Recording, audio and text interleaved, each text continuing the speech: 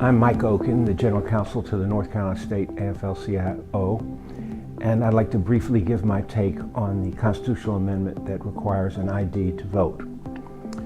Our state has a shameful history in attempting to keep African Americans from voting.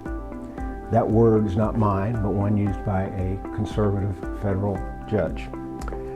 Due to this history, our state and many others were required to pre-clear any changes in our election laws with the United States Department of Justice.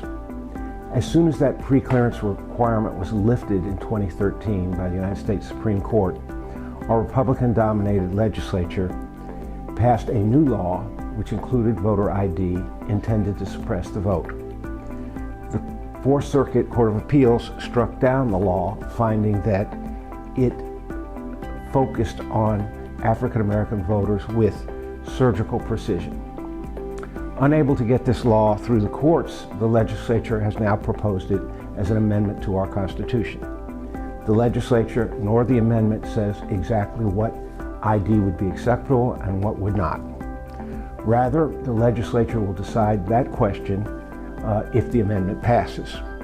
Rest assured that it will require ID that is not readily available to those without resources. Many minorities, many poor, the elderly, the disabled, people likely to vote for Democrats. The rationale for this amendment to prevent voter fraud is a hoax. There is no real problem of voter fraud. This amendment is an attempt to keep African Americans and other people likely to vote for Democrats from voting. It is simply an attempt to keep people from voting.